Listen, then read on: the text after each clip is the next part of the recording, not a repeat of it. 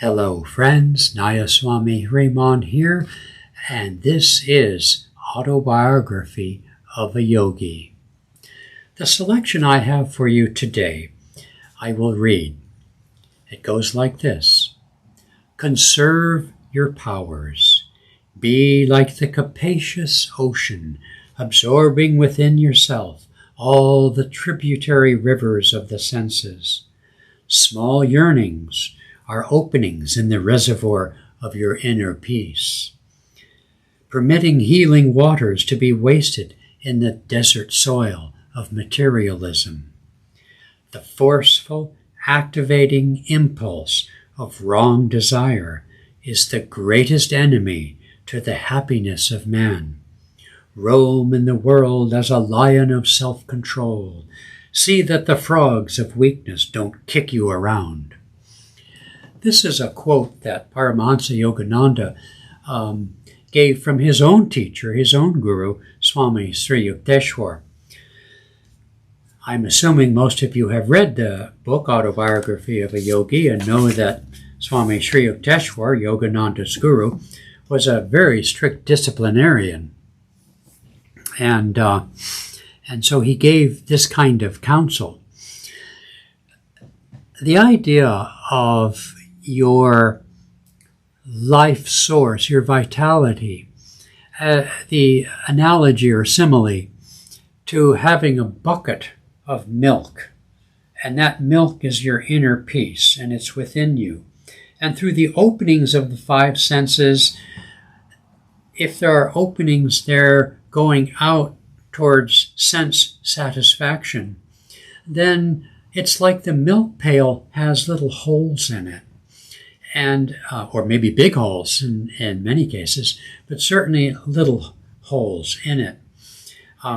We here at the Ananda community near Seattle, it's an older community, and we have plumbing problems. Some of the pipes are so old that unbeknownst to us, hidden in the walls, sometimes the galvanized iron pipes will spring a pinprick hole, a tiny little hole, and a spray of water shoots out and can go undetected for quite a long time. It can be a cause for mold or mildew, what to mention flooding. And so it is with the little desires. The way Yogananda talked about this, he said most people have, well, he said one, but I suspect many. In any case, most people have something in the background of their mind that is, maybe it's a core issue in their life, a core desire or a core fear. And like an old cassette tape in the old days, it keeps running. It can take the form of an affirmation, but what I want to focus on is this idea of desires. And it can be desires for a partner, a mate, a loving relationship. It can be a desire for children. These are some of the core things that human beings have. It can be a desire for more prosperity, a desire for health. These are all perfectly normal and nothing wrong with any of them on their own merits. But they do represent a leak in that bucket of milk. And I'm not saying we shouldn't have these desires, but what is the source of life? What is the source of fulfillment of even these desires?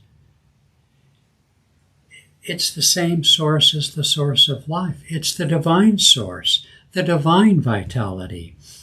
In the yoga science, we speak of that vitality with the Sanskrit word of prana. And there's a chant that Sri Yukteswar, whose words I just quoted, Sri Yukteswar would do this chant, which in English, translated by Paramahansa Yogananda, goes something like, let pranayama, control of prana, control of desire, control of life vitality, be your religion. Meaning learn to be centered in yourself. Through daily meditation, learn to withdraw all those energies going out into the world. Now, in order to support ourselves and live and breathe, we our energy does have to go out into the world. Self-protection, self-support, fulfillment of our familial duties, and so on. And yes, fulfillment of our dharma, the skills and ambitions and so forth that we have had, that we use for self-support and so on. In any case, it's natural that during our daily activities, the five senses are doorways that go out into the world and to accomplish things that we need to accomplish, and including eating and so on. And so it's not that those are, quote, bad, but each day, at the beginning of the day, at the dawn of the day, and at the end of the day, we sit in meditation and we withdraw those tributary rivers of prana, vitality, back into the body and offer them back upwards to God, to their source, from which all things have come. Let pranayam be thy religion. Pranayam will be the wishing tree by which we fulfill all things. But if we seek all things, or seek things for the sake of those things, then we have missed the point. Yes, we need food and shelter, and we need human love and so on. But if we forget in our getting, with all thy getting, get inner peace, to misquote one of the epistles in the New Testament, St. Paul, I think. In any case, in our getting, let us not forget where the getting comes from.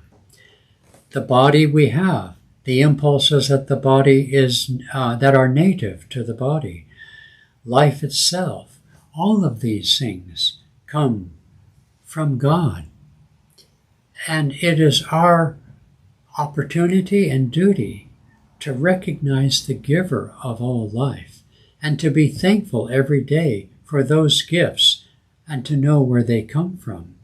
And since at some point we will be asked to leave this body and leave this world, every day to be thankful, not just thankful for those gifts, but to offer those gifts back to God, because they can be taken at any time according to the law of our own karma.